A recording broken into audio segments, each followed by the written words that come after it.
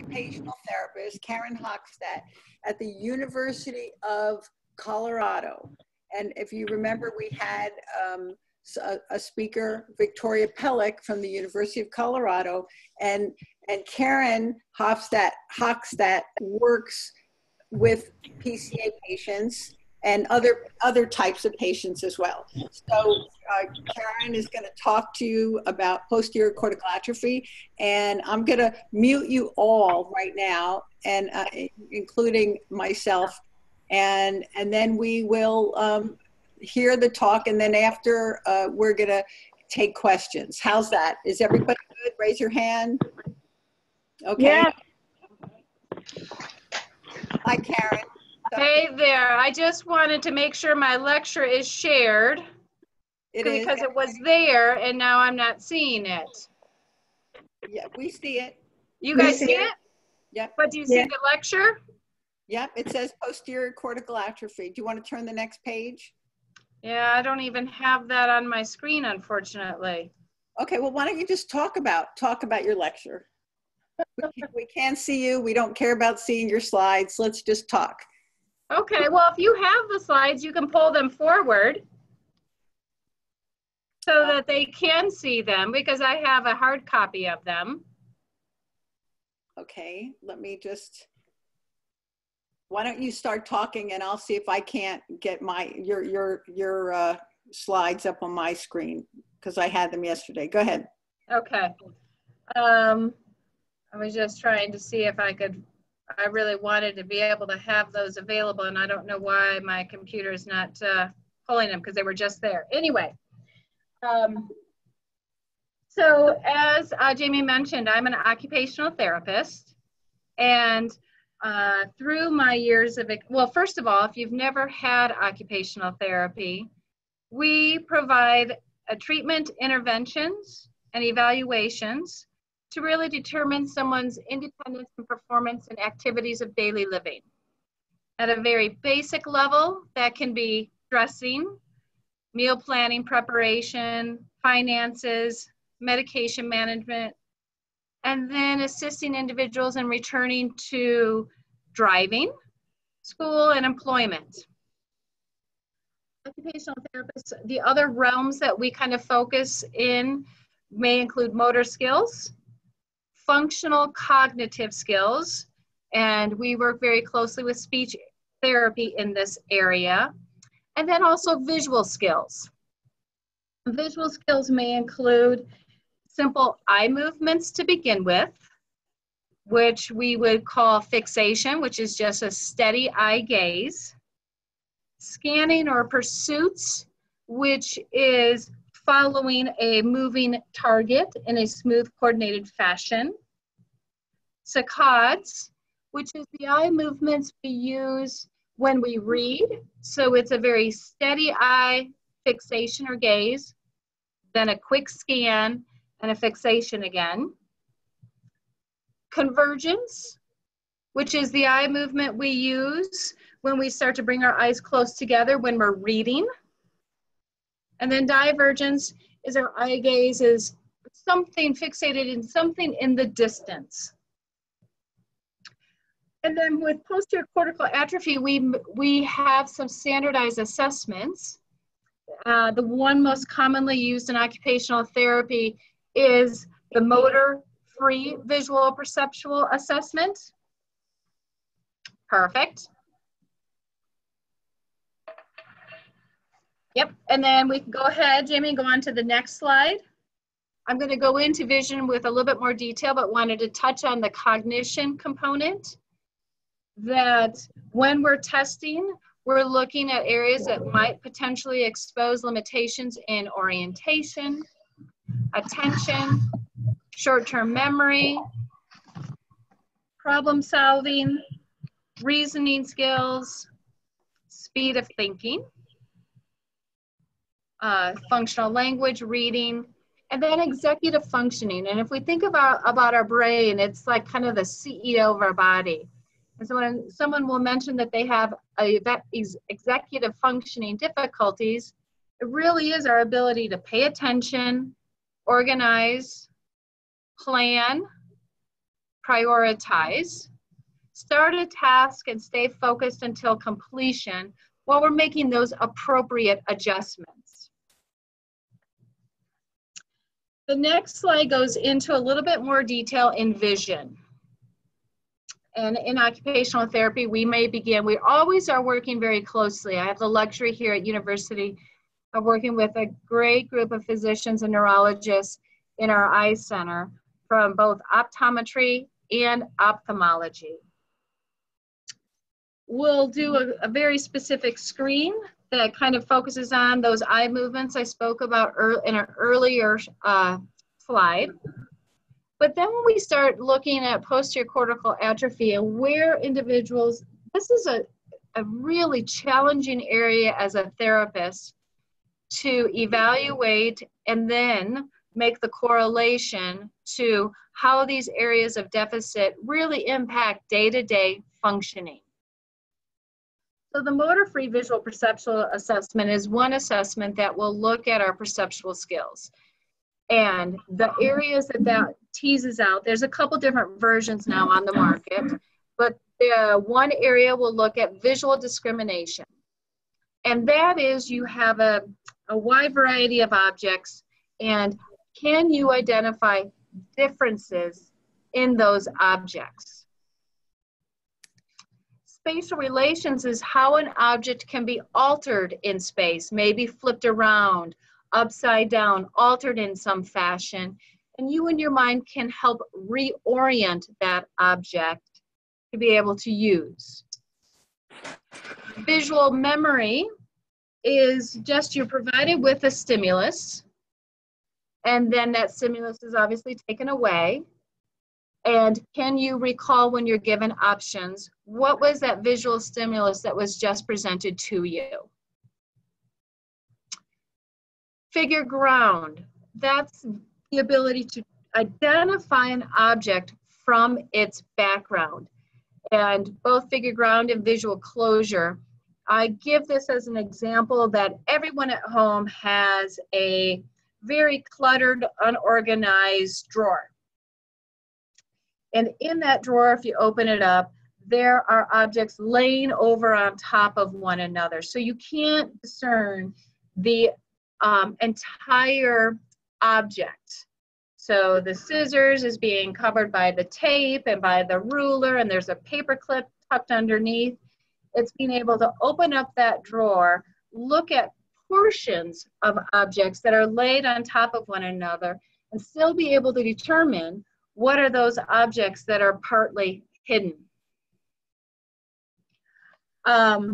So we're gonna jump into some strategies, and then we'll, at the very end, obviously open it up for some dialogue, but hopefully through some of these wide range of strategies that I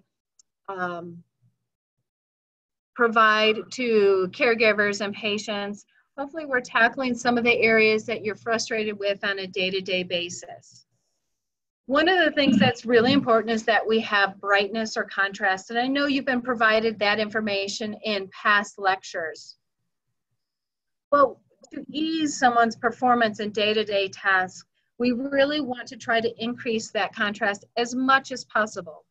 So very simply, using a light and dark object together, a white plate on top of a black placemat, coffee in a white mug, placing light-colored, possibly grooming objects in a very dark-colored tray.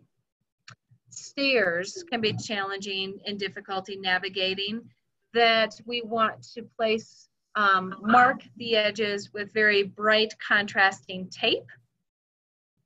Or when I look into, depending on what level someone is at, their ability to navigate in the kitchen.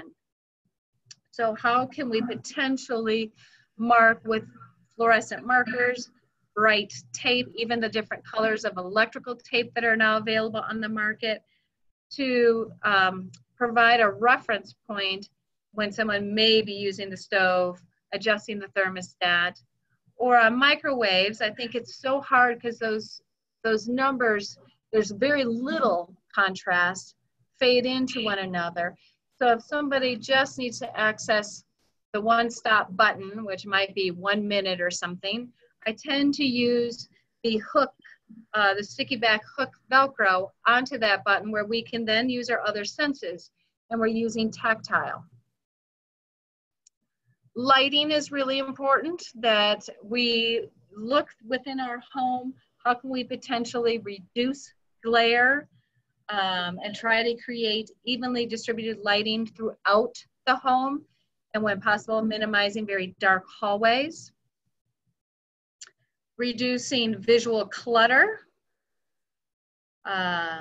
solid color drawer liners or no drawer liners at all, and then obviously trying to the best of our ability, organize items in a very neat fashion. Organizing furniture in a very predictable manner or way, and obviously providing very clear pathways. As I mentioned, on the next slide, it's just using our other senses, using touch or hearing. So I have people explore a lot of, we do a lot of trial and error in therapy to determine what strategy would work best for that individual. So when they're trying to navigate pouring liquids, eating some type of soup or consistency out of a bowl, we want to use the two objects and have them touch to be able to orient that object in space. So obviously if you're pouring liquids from a pitcher, you're going to actually place it on the rim to give you a reference point of pouring the liquid into a glass or so on. There's a wide variety of adaptive equipment on the market to allow someone with physical and or visual limitations in the kitchen. There's all different types of adaptive cutting boards, or I encourage people using the mini processors or purchasing the chopper. An example of an environmental cue is when just obviously always trying to navigate to the railing when you're descending or going upstairs. And the cue is obviously when the railing ends, the stairs typically end. So we do a lot of navigating in the hospital in familiar and unfamiliar environments for individuals to use these environmental cues to be able to keep them safe and minimize falls in the community. Obviously, your loved one or the person with PCA would obviously, they prefer to follow their loved ones, and then they really use some article of clothing of a reference point of, this is what I'm going, if I have a red shirt, I'm going to be following you and focusing in on that colored shirt, especially if you're navigating in crowded environments. A visual scanning strategy that we introduce with a wide variety of visual deficits is called the Lighthouse visual scanning strategy. And it really is in reference to using our eyes in the motion of how the light moves within a lighthouse. So we do this very large sweeping motion of scanning left to right, typically at eye level, and then slowly transitioning down towards the floor to look for potential hazards.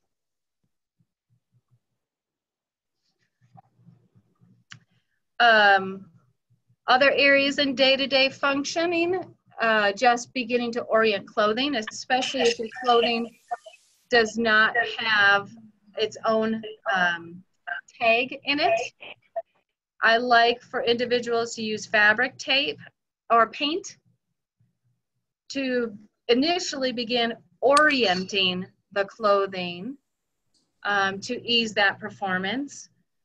Also, if you have button-down shirts, I encourage them after they've been washed to go ahead and keep them buttoned halfway and don them a little bit easier as a pullover shirt. We do a wide variety of also training, hands-on to judgment of depth perception, and through trial and error And with someone's remaining visual field or awareness, it is really practicing that reach while the hand is in line. If they're able to really recognize the larger object, keeping the hand in line with the object, then we begin to transition to moving objects, and we'll typically use a large inflatable ball, but the person is still stationary. And then working on transitioning where the person is moving, there's eye movements, and then potentially a random playing game of catch with a large ball for that judgment of distance and depth. We obviously encourage people, revolving doorways are hard for anyone with any visual deficit, and we really strongly encourage them to transition towards the stationary side doors when able. Another area that's really important in someone with any type of visual deficit is the word that we use is proprioception. And that is the awareness of our body and space when we are not using vision. So for example, if I'm sitting here and my eyes are closed and I'm moving my right arm in various directions over my head, raising my thumb, my index finger, I can mimic that same motion with my left side. I know without vision, without getting those visual cues, where my body is in space. And we tap into that strategy if that is a strength for someone. A few other strategies is trying to minimize the use of very large mirrors at the end of a hallway or in certain strategic areas, is it because it can provide an illusion of another room. Adding on to contrast for electrical outlets, light switches, obviously you can just change out those plates, or using some type of contrasting tape. If someone is able to still enjoy the leisure interest of reading, any of your bookstores or the library can order large print books. And so I typically go very often to something large and using large print books with a contrasting line guide. Kind of just tells our eyes where to go. If someone is still capable of using their phone or even on their computer, always increasing the font size. Also for any type of reading, typically white or yellow will be the most visible against a dark background. So you can even purchase these at like Office Depot, the yellow acetate sheets that can go over a text. And just minimizing the risk of navigating within your home. Obviously, we keep cabinet doors closed, and it's more beneficial that if doors are either kept completely open or all the way closed, rather than that halfway point. And if needed, you can obviously always do some contrasting around doors.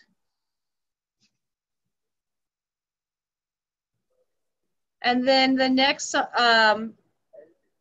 area before we just kind of discuss about maybe some other areas that are challenging for you is that in my experience here at university and working with Dr. Pellick, you really have to evaluate each individual and really see where they are at all levels of functioning.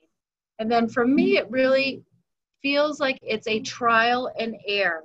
If I had the luxury of working with everyone in their home, that would be the ideal scenario so that I can provide feedback or suggestions right then or there and we can try things. But obviously I'm working with them in the hospital setting, giving them suggestions and recommendations. And they're going home and trying them with lots of practice and repetition and then coming back to me with feedback, and we're constantly altering. But with this disease process and with the underlying cognitive limitations, you know, adaptations may work for a period of time, but we are constantly adjusting or changing based on the feedback from the caregivers or loved ones. As a therapist working with many different neurological diagnoses, I find PCA definitely is challenging, makes me think. Again, as I mentioned, a lot of trial and error. Where in many other neurological diagnoses, the interventions are very clear and very specific, because if you've had a stroke or a brain injury, we are aware of where there potentially is a visual field loss. And then based on cognition and the patient's understanding of that loss, we initially jump into education. And as they gain awareness and understanding of that visual field loss, they're able to compensate really quite successfully in all aspects of day-to-day life and activities. So what I would love is that, first of all, to find out from the audience if anyone's had some occupational therapy interventions. Any other questions or concerns, and hopefully I have those answers for you. If not, I will gladly do some additional research and try to get back to you with any of your feedback or questions. The way we're going to do this is I'm going to figure out how to get back to my screen to see everybody. And I'm going to stop sharing. Okay, there we go. Okay, so Dr. Hookstadt is not seen, but we can hear her. So I want you to raise your hand, because I have you on mute. I'm going to want you to raise your hand if you want to say something and share something about spatial relationships or some of the problems that you see. And I'm going to look for hands. Christopher, why don't you start off, since are you there with us, Christopher? Okay, Mary? Yeah, I'm here. Sorry, Okay. I just had to work out. Okay, so Christopher, do you want to just talk about, we can't see your face, so move down a little. Oh, sorry. Okay, thank you. You've You've mentioned, no, you're not in the line of focus. Now keep going down. Oh, good. A little more. Yeah, there we go. Yeah, that was going up. So if anyone else has the same problem, so I didn't. Good, okay. So I find a lot of difficulty just knowing where things are at and moving around that way, and that's become an increasing issue. So I'm in New York City, so I find a lot of difficulty even just sometimes walking on the street now. And I think it is that my field of vision is getting more narrow. And so that's part of the problem. But so one thing I found interesting when you were talking is the idea of using larger font and going to everything being larger, because for me it seems to have worked better with a smaller, because then more things are in my field of view, and so it's not as hard then to move from line to line, line to line, or there's more things that I can actually see in that space, you know, when I go to a smaller font size rather than larger font size. So I don't know if there's a way of commenting about that, because that was different than what I've intuitively felt for myself. Certainly. So I think you're absolutely right. With each individual, I have found different strategies work, and especially if you're noticing that based on your current presentation, that your vision is becoming more central, that your peripheral is maybe more diminished, it would make sense. You're wanting to pull in as much information as possible into the visual field that's preserved or that you are aware of. So as we lose peripheral, obviously we're missing those cues of movement or things coming up onto us, whether we're walking or a passenger in a car or things of that nature. If I have someone even with monocular vision, you know, that I am, again, going back to that use in the community of that lighthouse strategy, is how much of my visual field, if central is preserved, then I have to do significantly more head and eye movements to fill in the blanks and get really quick at that to be able to judge where there's potential hazards, navigating around people. You know, if you use a cane, or even when you don't need it, I think even Dr. Pellick spoke about this, is that having something in your hand also kind of gives that cue to the environment that they can begin to kind of navigate around you in the general community, which I think is helpful. Oh, that's interesting. Thank you, Chris, for talking. Anybody else? Steve, you always are a great thinker here. Nothing? Paula? Hi, Paula. Hi. Anything? No, not at this moment. Thank you. Pam? Yes, I see if I'm unmuted. I am unmuted. Just a couple things that worked for us. As far as the doors closing, we put door stops with magnets, and those have worked really well. We put new hinges on the cabinets in the kitchen so they closed properly. We used foot switches to turn lights off and on. You get them at Christmas time. Jan couldn't figure out how to turn a light switch, but she could step on a foot switch, still can. Rope lights, we don't use them anymore, but we did use rope lights to light areas on the floor. We now have bowls with suction cups under them because she only eats with one hand and the bowls would move, so we put a suction cup under it. A spork, which we use, which is titanium, and it's colored and it's lightweight to hold. Our biggest problem is navigation, and we just got yesterday a walker that a caregiver can hold on to and Jan can hold on to and be guided that way, and we're going to try that for a while. So I don't know if there's any other good ways other than a wheelchair, but we'll give the walker a try. So those were late excellent. Stage. Yeah, we're late stage. Those are excellent ideas, actually. Some of your adaptations that you just described, and you know, there's as far as for stabilizing objects, you've already gone to the suction cup for the bowls. There's a really nice heavy-duty material called Dysum that can be, it's almost like a non-slip shelf liner. That's, yeah. Heavy duty, it really kind of allows you to stabilize or stick any object, especially if you're doing things one-handed. But there is so much on the market for one-handed individuals, depending on what she would like to be able to do. Navigation, navigation in the home, navigation in the community, or all aspects of just navigation, like bumping into things. We're doing, it's guided, yeah. Mm-hmm. But even the guiding is difficult, and we did have an occupational therapist come out last year, and she recommended just that we hand guide her, and she went over ways of walking and guiding, but we wanted to try some other things. Well, so she's transitioned from being kind of arm guided or hand guided into using this walker.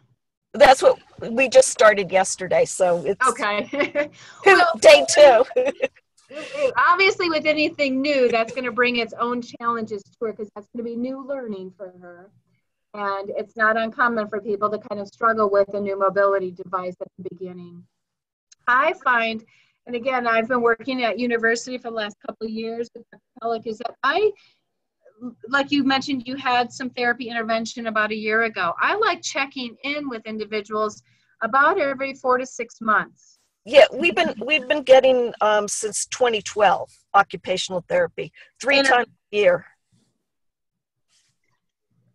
Excellent. It might be a good time, especially since you're introducing a new device, that you either have OT or PT come out. I don't know if you go to a facility or to a hospital or if you receive home health, but especially with a new mobility device, it would be good to do a little trial again.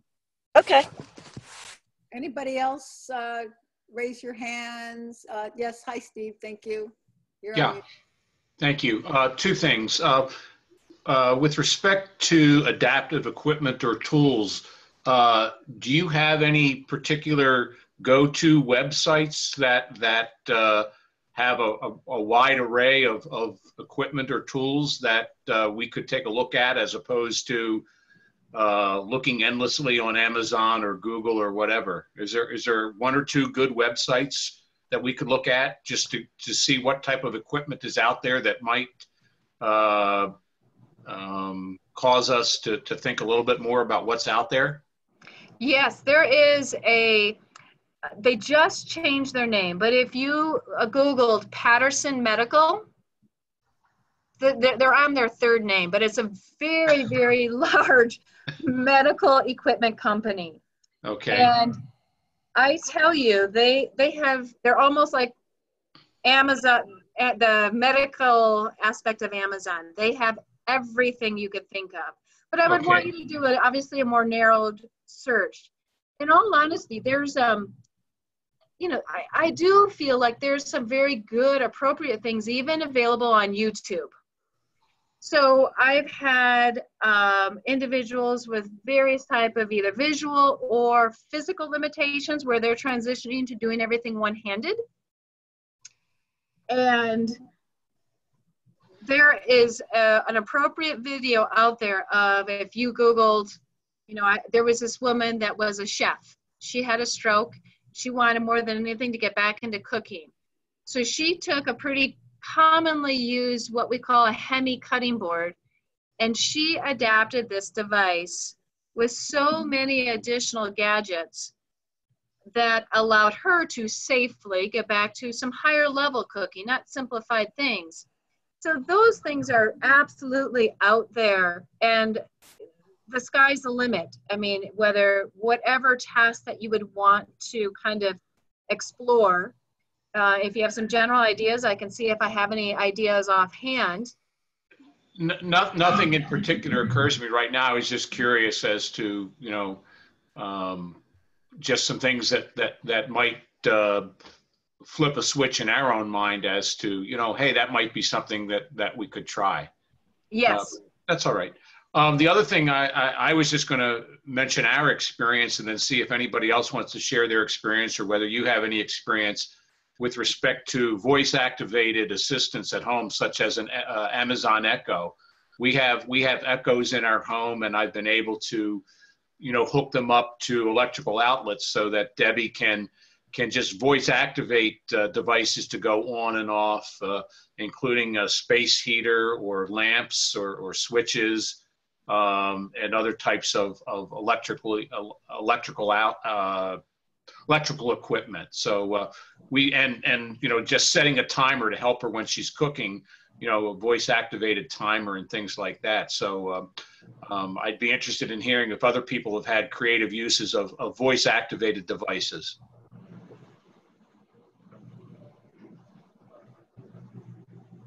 Anybody?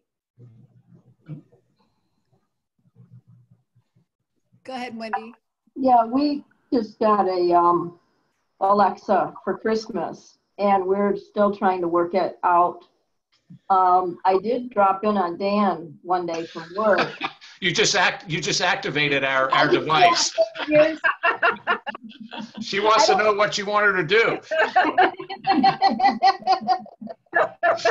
Make me dinner.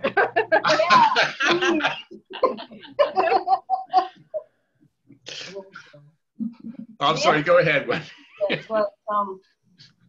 he said her name once. She didn't hear it, but I was in hopes that we could get it connected with our son so that they could kind of talk back and forth.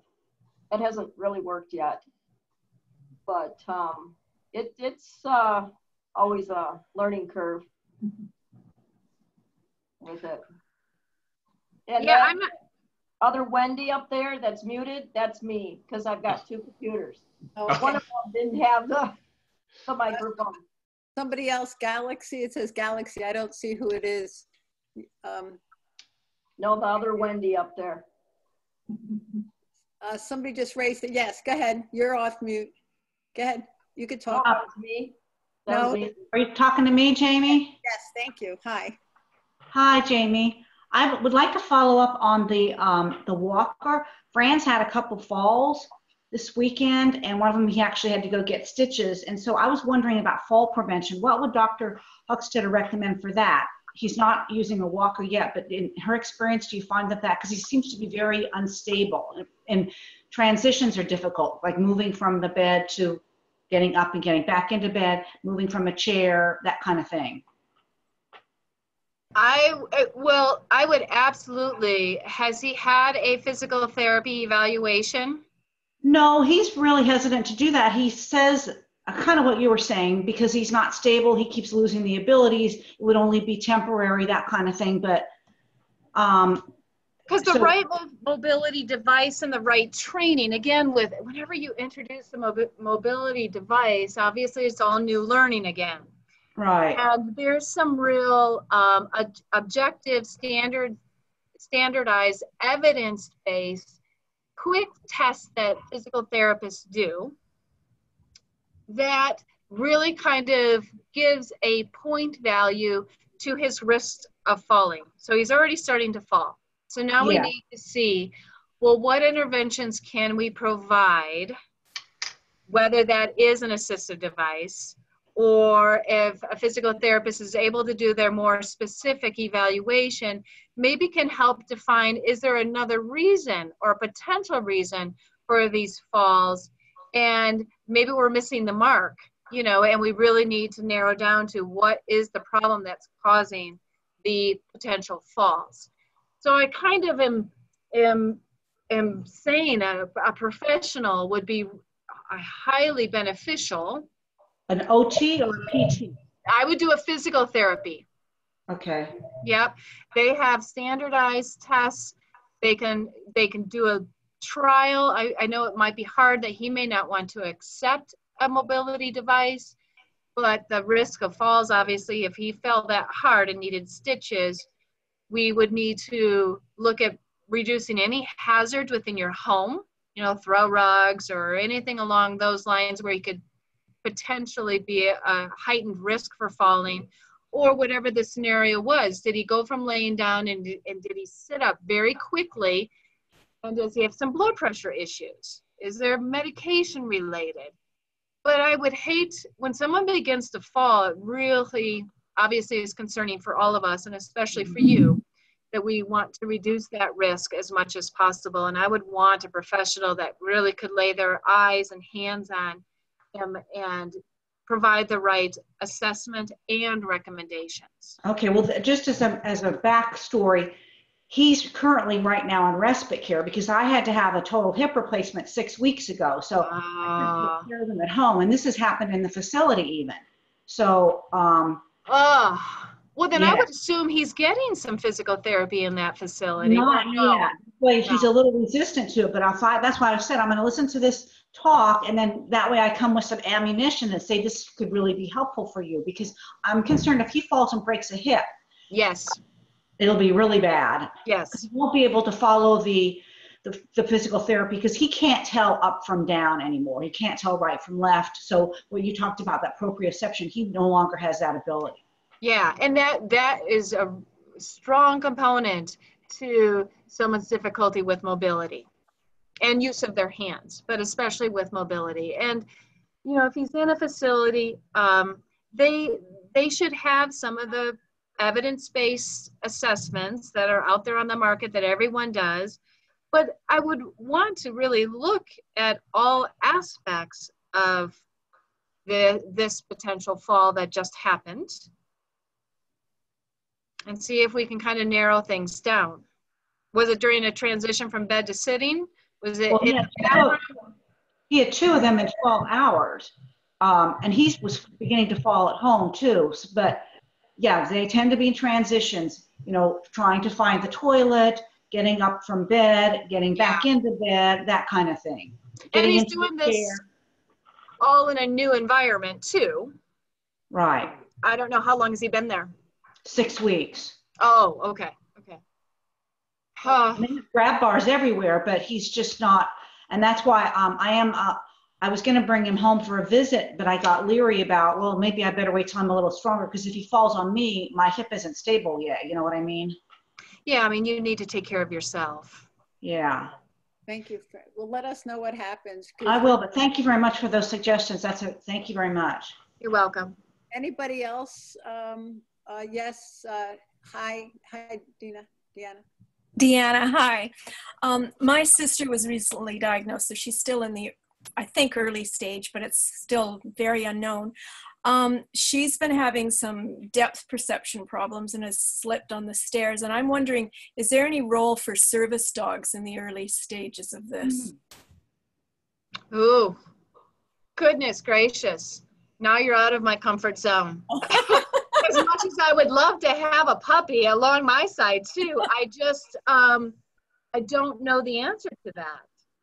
Because who would know that? Wouldn't it be OT? Like well, I guess. Sorry, go ahead. I guess where it comes to is I just don't have a good knowledge base of what service dogs are capable of doing. I guess that's where I'm really kind of lacking. Can I weigh in on that? This is absolutely. Jane. Okay. Any help? Okay, there's a guy named Adam Washko who is in my dementia fellowship at UCSF. I will ask him, because he worked for the Lighthouse for the blind, and he came to the fellowship because he wanted to start, training dogs to take care of Alzheimer's and dementia patients. So I will ask Adam what he thinks. He's not a doctor, and I think he was just kind of wanting to get funding to do this, but but if anybody knows, right, he would know, at least if there's a literature out there. So I have your email. Great, thank you. I will hook you guys up. How's that? Excellent. I would love that information for my own knowledge too, Jamie, if you don't mind sending that to me. I will do that. Anybody else? Yes, Pam again? Yes. Yeah. Oh, wait, go ahead real fast, because then we have Kate over there. Go ahead. I was just going to say, in Scotland, they have dementia dogs that work with people with dementia, and they have a website, and they put out videos in Scotland. And we did try to get a leader dog out of Michigan, but because PCA is considered a terminal illness, it was not something they were interested in. What? That is ridiculous. Yeah, that's a shame. Okay, now I'm going to go to, hello. Go ahead, you're on. Yep, go ahead, talk. Jamie? Yep, hi. Oh, okay. I'm sorry. When you say go ahead and talk, I'm not sure who you're talking to. The question about the service dog, just this past week, Marianne and I are visiting our daughter in Orlando right now. And we met up with my cousin and his wife, and his wife is a PA that works in neurological services. And she brought up the idea of a service dog. And I just so happens, we used to live about 2 miles from the leader dog school in Michigan that was just referenced. And we've been there and talked to them, and they gave us the same thing about working with visually limited people that don't have more or less a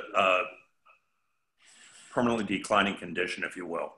I don't know how to better to say that, but my cousin's spouse said that she had some information on it. I will get anything I can from her, and I will forward it to you, Jamie. Thank you. And also concerning the occupational therapist, we missed the first couple slides, but Marianne's been going to an occupational therapist now for about 5 or 6 months. Some of the things that we've found that were really helpful, we put motion sensing lights, the switches, in high traffic areas of the house, like a walk-in closet, for instance. Because anytime you're going into or out of the closet, number one, you probably have something in your hands. And number two, the last thing you need to be doing if you have something in your hands is fishing around trying to find a light switch, whether it's marked, you know, with duct tape or a color or something like that. So put the motion sensing light switches in, and that has been very helpful, both in the sense of turning them on and turning them off, you know, and saving the energy piece. Made extensive use of duct tape and Sharpies, colored duct tape and Sharpies throughout the house on steps or that really helped on the steps and also on light switches. And Marianne just said that that has made a tremendous difference using bright red duct tape to go up and down stairs for the stairs. That's great. Great ideas. I like the motion sensing. What's nice with technology is that those price points have come down so much. They're so much easier than way back when we'd have to go through like Radio Shack, and they still had the options, but they were pretty pricey and a little bit more cumbersome. So that's the nice thing about technology. Yes, another thing that we've used, Marianne had trouble getting up at night and walking around the house and not having night lights. And sometimes you put in a standard type of night light and should bump into it or whatever. But I found a type at Home Depot that you take the cover off of an outlet, the plastic cover that has like 2 holes in, and you plug this one right onto it, and it has LED night lights in the bottom of it.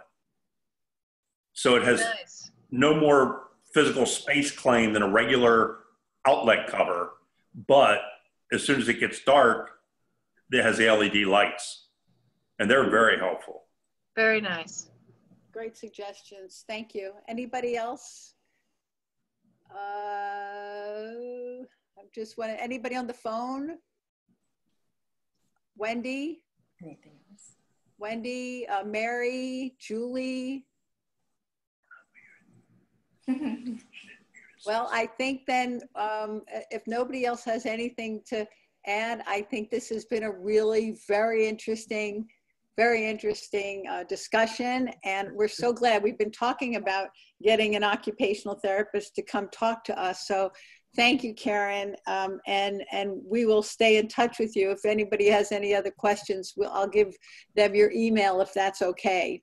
Absolutely. I would be glad to help in any way. And I appreciate the invitation and you all being present. And hopefully it was a wonderful dialogue. I appreciate all of your input. I have some takeaways too. Wonderful. Well, so everybody. Jamie? Yes? If I may, I'm sorry, I lost the occupational therapist's name. Karen Hookstadt. Karen. Karen, would you mind if we used your presentation slides and shared them with the occupational therapist that Marianne goes to? No, I don't mind whatsoever. And if she wants to reach out for me at all, Jamie can provide my email address. Okay, is it on the cover sheet of the presentation? It was not. My apologies. Okay. But I can just give it to you right now. Go ahead. It's Karen, Karen, period, Hookstadt, HOOKSTAD as in David, T, at uchealth.org.